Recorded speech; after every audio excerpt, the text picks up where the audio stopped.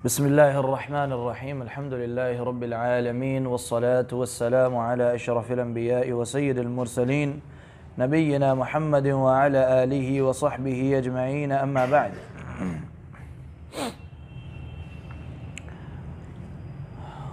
क़ाल अल्लाहु तआला फत्तक़ुल्लाह मस्ततअतुम। अल्लाह रब्बुल इज़्ज़त ने कुरान पाक में इरशाद फरमाया, फत्तक़ुल्लाह, अल्लाह ताला से डरो, मस्ततअतुम, जितनी तुम्हारे पास इस्तिताअत हो, ताकत हो।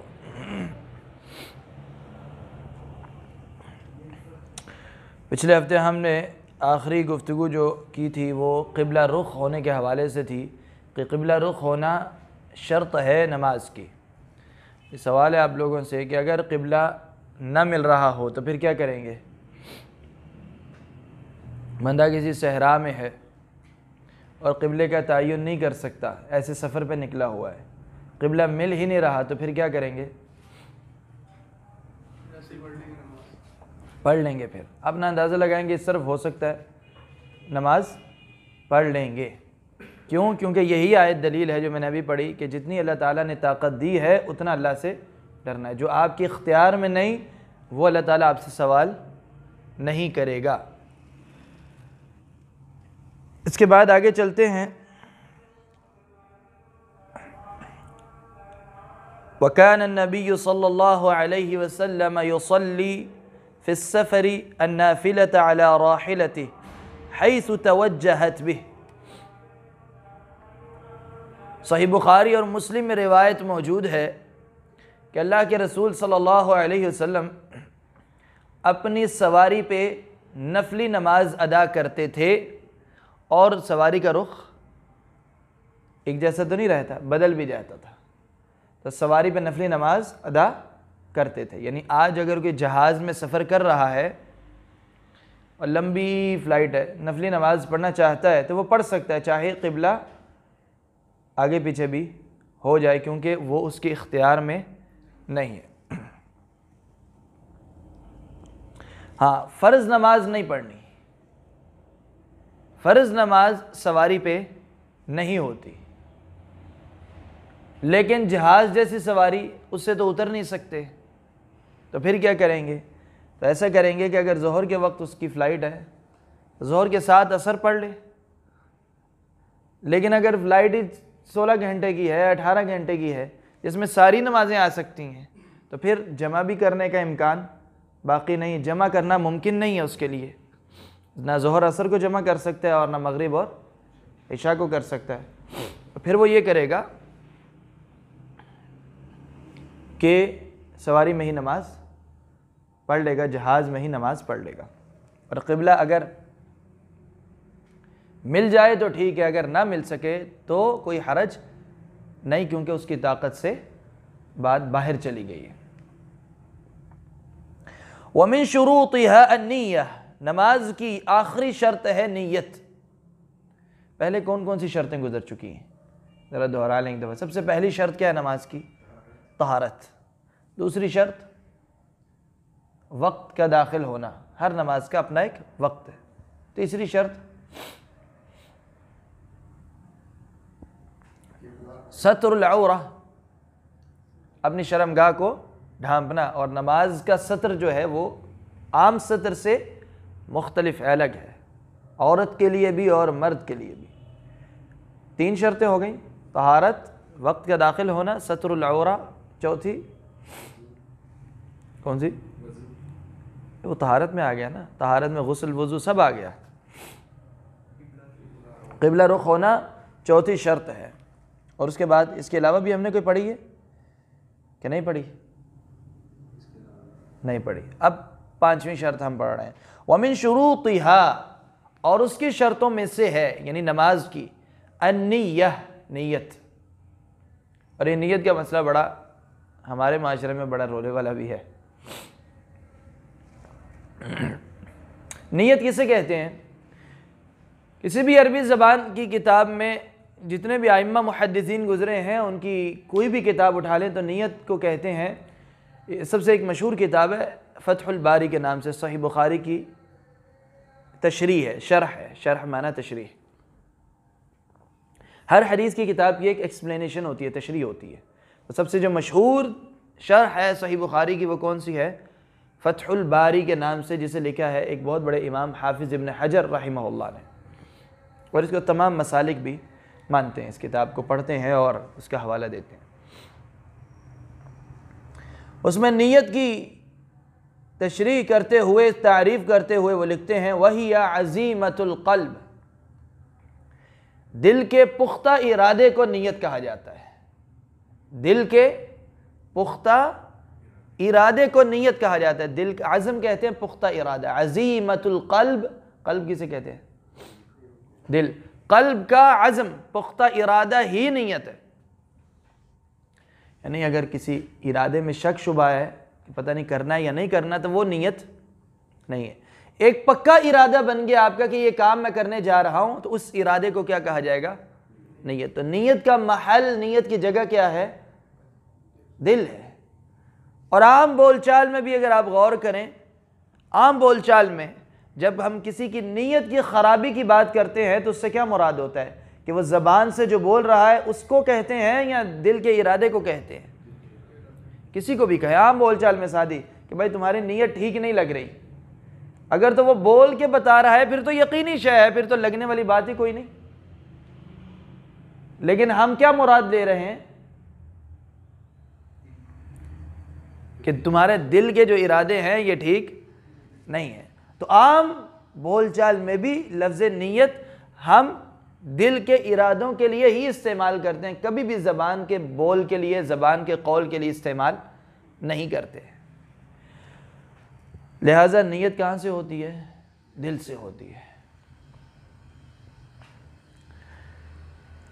और नीयत नमाज की शर्त है। इसकी दलील क्या है? सही बुखारी की पहली हदीस, अल्लाह के रसूल सल्लल्लाहु अलैहि वसल्लम ने फरमाया, इन्नमल अअमालु बिन्निय्यात व इन्नमा लिकुल्लि इम्रिइन मा नवा। अमाल का दारो मदार नीयत पे है।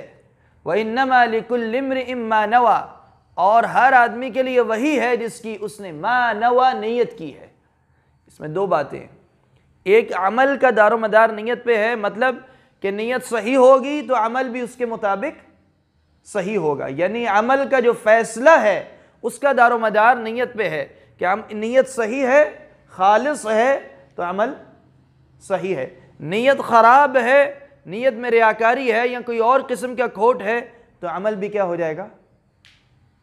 ख़राब हो जाएगा, फासिद हो जाएगा।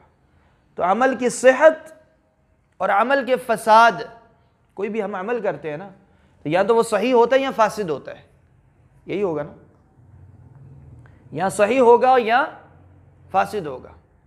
तो अमल की सेहत का दारो मदार किस पे है? नीयत पे है कि नीयत सही होगी तो अमल सही होगा, नीयत ख़राब होगी तो अमल फासिद हो जाएगा, ख़राब हो जाएगा। दूसरा जुमला है इसी हदीस का, आगे फरमाया व इन्नमा लिकुल्लि इम्रिइन मा नवा, हर आदमी के लिए वही है। यानी यहाँ बदले की बात हो रही है, हर आदमी को बदला भी नीयत के मुताबिक मिलेगा, मा नवा, जो उसने नीयत की है। तो ये दलील है तमाम अमाल की कि हर अमल के लिए, खाली नमाज के लिए नहीं, हर अमल के लिए नीयत क्या है? शर्त है। हर अमल से पहले, हर इबादत से पहले उसकी नीयत करना ज़रूरी है। और नीयत कहाँ से करनी है? दिल से। नीयत करना क्यों ज़रूरी है? इसलिए ताकि हम इबादत और आदात में फ़र्क कर सकें। इबादत और दूसरा लफ्ज़ मैंने क्या बोला? आदात। एक लफ्ज़ है इबादत, इबादत की जमा है इबादत, और दूसरा लफ्ज़ आदत की जमा है आदात। कुछ काम हमारे आदतन होते हैं, नहीं मैं अगर ये पगड़ी पहनी हुई है, खैर ये तो सुन्नत भी है, इसको नहीं ले सकते, लेकिन अगर मैं मोबाइल इस्तेमाल कर रहा हूँ तो ये हमारी आदात में से है, इबादत में से नहीं।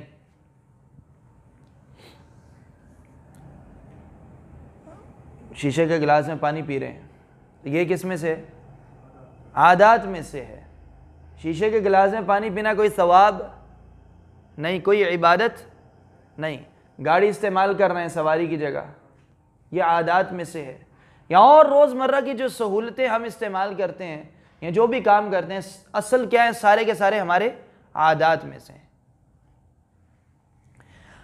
और दूसरा काम दूसरी कैटेगरी कौन सी होती है? इबादत की, आदात के मुकाबले में।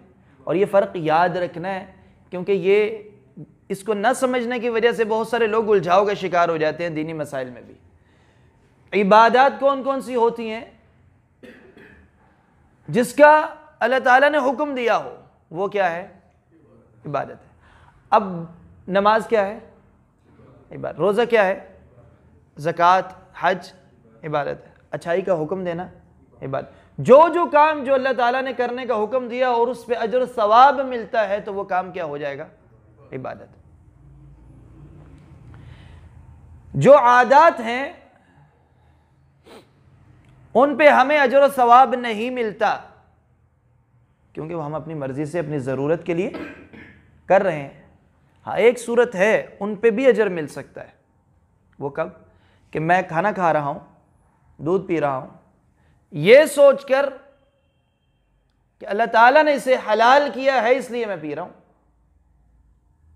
और मैं शराब नहीं पीता, छोड़ देता हूँ। क्यों? क्योंकि अल्लाह ताला ने इसे हराम किया। जैसे मेराज का वाक़या आपको पता है कि नहीं पता? आप सल्लल्लाहु अलैहि वसल्लम को दोनों चीज़ें पेश की गई, आपने क्या कबूल किया?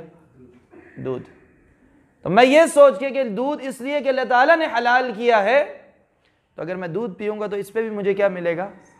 सवाब मिलेगा, अजर मिलेगा। क्यों? क्योंकि अल्लाह ताला के हुक्म के मुताबिक मैं पी रहा हूँ, हलाल समझ के। लेकिन अगर मैं जहन में यही रखूँ कि नहीं, मैं अपने फ़ायदे के लिए खाली पी रहा हूँ, मुझे हलाल हराम से कोई गरज नहीं, तो वो इबादत नहीं होगा। फिर वो क्या होगा? तो नीयत के फ़र्क से, अब देखिए नीयत कितनी अहम होती है, नीयत कितनी अहमियत होती है नीयत की। नीयत के फ़र्क से आदत क्या बन सकती है? इबादत। अब जितने भी हम, एक मुसलमान जितने काम करता है वो ये सोच के करता है कि ये हलाल है, तो इस तरह अगर वो सोच के हर आदत को करेगा कि ये हलाल है, तो वो आदत क्या बन जाएगी? असल क्या था? वो आदत थी, लेकिन वो क्या बन जाएगी? इबादत बन जाएगी, और उससे उस पर अजर व सवाब भी मिलेगा। तो बहुत सारी आदत हमारे नीयत के ऊपर सुस्ती की वजह से या नीयत को अच्छा न करने की वजह से आदत ही रह जाती हैं, और हम अजर व सवाब से महरूम रह जाते हैं।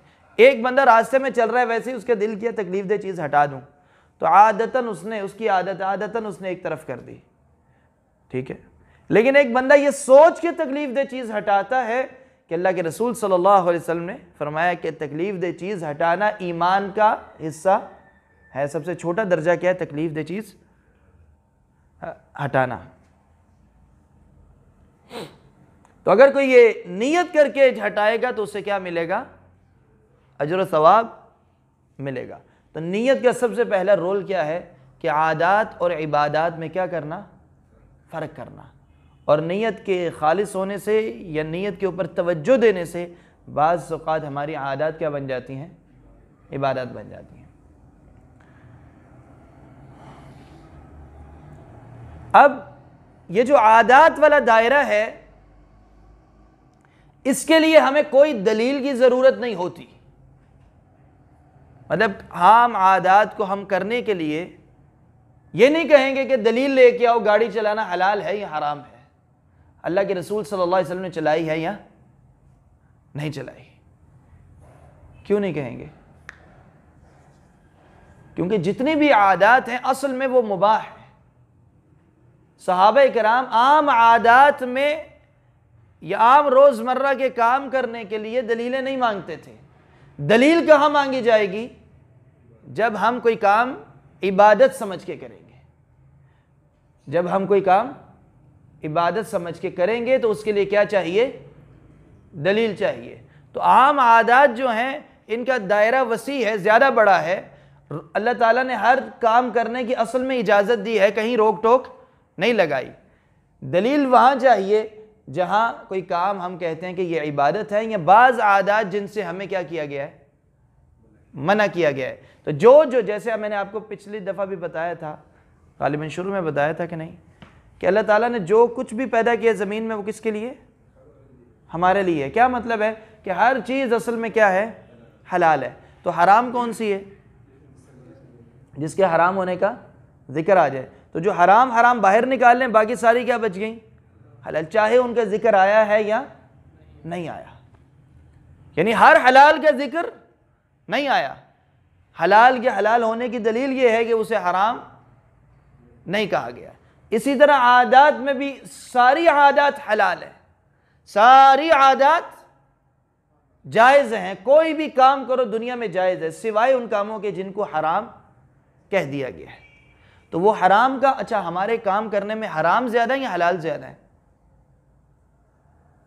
ज़्यादा कौन से हैं? हलाल ही ज़्यादा है ना। आप दुकान डालें, आप फैक्ट्री डालें, आप खाना बनाएं, आप कपड़े इस्त्री करें ना करें, ये सारी आदत हैं। सवार मोटरसाइकिल पे हों, साइकिल पे हों, घोड़े रेड़े पे हों या गाड़ी पे हों, जहाज़ में सफ़र करें, ये सारी क्या है? सब हलाल है ना। कुछ काम आदात में से अल्लाह ताला ने क्या कर दिए?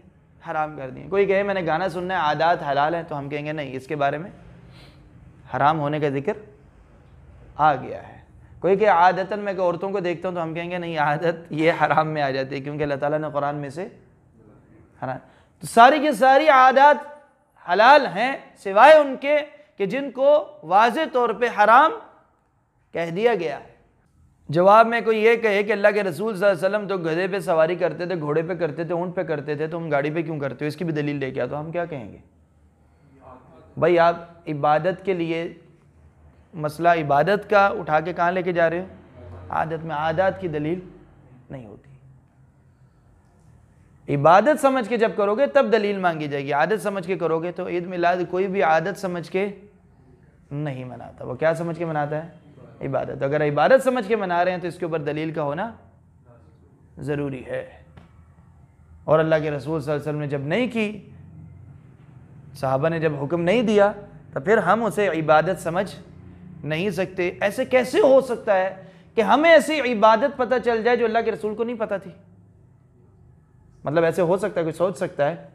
यानी एक तरफ एक बंदा, सोचें जितनी अवाम है वो अल्लाह के रसूल सल्लल्लाहु अलैहि वसल्लम की मोहब्बत में निकली हुई है ना बाहर। मोहब्बत के अंदर झंडियाँ भी लगा रहे हैं, जश्न में मना रहे हैं, और फिर कुछ तो हराम काम भी अब शुरू हो गए हैं। ठीक है, तो ये जो मोहब्बत का जो अंदाज है जिसको इबादत समझ के किया जा रहा है, एक तरफ तो ये अल्लाह के रसूल से मोहब्बत का इजहार है, दूसरी तरफ सोचने वाली बात यह है क्या ऐसी कोई इबादत है जो अल्लाह के रसूल को नहीं थी पता और आज 14वीं सदी में हमें पता है, जो सहाबा को नहीं पता थी? अगर कोई कहे हाँ ऐसी है तो ये मोहब्बत कैसी हुई, तो सीधे सीधे अल्लाह के रसूल पे क्या लगा रहा है? इल्ज़ाम लगा रहा है, बहतान लगा रहा है कि दीन अल्लाह के रसूल पे नाजिल हुआ, और अगर तो वहाँ ईद मिलाद थी बीच में मौजूद तो अल्लाह के रसूल ने हमें बताई नहीं, तो ये तो माज़ अल्लाह के रसूल सल्लल्लाहु अलैहि वसल्लम पे भी बहुत बड़ा बहतान हो जाएगा। तो ये याद रखना है कि बिदअत जब करता है तो वो सबसे पहले किस पे इल्ज़ाम लगाता है? अल्लाह के रसूल पे लगाता है। वो इबादत समझ के ऐसा काम कर रहा होता है कि जो अल्लाह के रसूल से साबित नहीं, तो उसके इस अमल का नतीजा ये निकलता है कि मैं ऐसी इबादत कर रहा हूं जो आप सल्लल्लाहु अलैहि वसल्लम ने भी नहीं की है, जबकि अल्लाह के रसूल ने जितनी इबादतें थी वो हम तक पहुंचा दी, कोई कमी बेशी उसमें नहीं है, पूरे का पूरा दीन हम तक पहुंचा दिया। लेकिन बिदअती का अमल ये बता रहा होता है कि नहीं, मेरे पास ऐसा अमल है जो अल्लाह के रसूल ने भी नहीं किया था। तो इसलिए इमाम मालिक रहिमहुल्लाह ने, ये इमाम मालिक रहिमहुल्लाह का कौल है कि कोई बिदअती जब बिदअत करता है तो वो माज़ अल्लाह के रसूल सल्लल्लाहु अलैहि वसल्लम पे ये इल्ज़ाम लगा रहा है कि अल्लाह के रसूल ने पूरा दीन हम तक नहीं पहुंचाया। अगर पूरा दीन पहुंचाया है हम मान लेते हैं तो उसके बाद फिर उसमें इजाफा करने की कोई गुंजाइश नहीं है। तो ये जो मसला है इबादत और आदत का उसूल, यह हम लोगों के लिए समझना इसलिए ज़रूरी है कि जितना खल्त मल्त होते हैं मसाइल, अगर ये थोड़ी सी बात समझ ली हो तो ये मसाइल पेचीदा नहीं होंगे और आसानी से समझ आ जाएंगे। तो नीयत क्या है? नीयत आदत और इबादत में क्या करती है? फ़र्क करती है। ये हम मसला पढ़ रहे थे। और जब हम नमाज पढ़ने जा रहे हैं तो नमाज की शर्त है नीयत, नमाज की शर्त है नीयत। तो नीयत क्या करेंगे कि हम अल्लाह रब्बुल इज़्ज़त की इबादत करने जा रहे हैं। और फिर दूसरा कौन सी इबादत करने जा रहे हैं? नीयत का दूसरा काम यह है आदत और इबादत को अलग करना, और उसके बाद इबादात में इबादात को एक दूसरे से अलग करना, कि रोज़े की नीयत करके जाएंगे, ज़कात के लिए ज़कात की नीयत करेंगे, दिल में ज़कात का इरादा होगा, हज के लिए दिल में हज का इरादा होगा, नमाज के लिए दिल में नमाज का इरादा होगा। तो दूसरा काम क्या है नीयत का? इबादत के दरमियान मुख्तलिफ इबादत में फ़र्क करना, हर इबादत के वक्त उसी की नीयत होगी। तीसरा काम है नीयत का कि हमारे इरादे में ये बात भी होगी कि मैं नमाज पढ़ रहा हूँ तो नफली पढ़ रहा हूँ या फ़र्ज़ नमाज, ये भी हमारे इरादे में रहना चाहिए, क्योंकि नफली नमाज दोनों का तरीक़ा एक जैसा है कि नहीं। फ़जर की नमाज 2 रकत है और वैसे अगर कोई 2 रकतें पढ़ता है, देखने में ज़ाहिरी तौर पे तो एक जैसी हैं। कौन सी चीज़ है जो ये तय करेगी कि ये फ़र्ज़ है और फ़जर की फ़र्ज़ है और ये नफिल है? नीयत ही तय करेगी ना। तो बंदे के दिल में जो नीयत होती है, इरादा होता है, ये इस बात को भी तय करता है कि मैं नफली नमाज पढ़ रहा हूँ या फ़र्ज़ पढ़ रहा हूँ। तो कितनी बातें हो गई नीयत के, कितने काम हो गए? 3। पहला, आदात से इबादत को अलग करना। नंबर 2, इबादत में हर इबादत के लिए अलग अलग नीयत है, यानी उस इबादत का इरादा करना। यानी अलग अलग नीयत से मुराद ये ना समझ लेना अलग बोल हैं, अलग अल्फाज हैं, ऐसा कुछ नहीं है। दिल में इरादा उसी इबादत का करना है। रोज़े के लिए रोज़े की नीयत, नमाज के लिए नमाज की। फिर तीसरा काम कि इबादत में फ़र्ज़ और नफिल में फ़र्क करने के लिए भी नीयत ही होती है। रोज़ा फ़र्ज़ भी वैसे ही रखा जाता है और नफिल भी वैसे ही रखा जाता है, लेकिन फ़र्क कैसे है नफिल और फ़र्ज़ में? कि मेरी नीयत है कि मैं रमज़ान का रोज़ा रख रहा हूँ, दिल का इरादा है रमज़ान का रोज़ा रख रहा है, तो इसका मतलब है ये फ़र्ज़ है और दिल के इरादे में ही ये बात मौजूद है कि ये एक्स्ट्रा नफली रोज़ा रख रहा है, तो वह नफली कहलाएगा। तो ये 3 काम हो गए नीयत के। नीयत ज़बान से बोलना, नीयत ज़बान से बोलना, बोल कर करना, ये अल्लाह के रसूल सल्लल्लाहु अलैहि वसल्लम से साबित नहीं है, कहीं भी नहीं है। अगर कोई इसके अंदर ज़िद करता है तो करता रहे, लेकिन ज़िद करने से किसी की कोई बात साबित नहीं हो जाती। मतलब कोई बात, अगर किसी बात पे आप अड़ जाएं, डट जाएं, तो उससे ज़रूरी नहीं कि आपकी बात सच साबित हो गई है। तो हमारे यहाँ ज़िद करके मनवाने की कोशिश की जाती है, बात वही मानी जाती है जिसके पीछे दलील हो।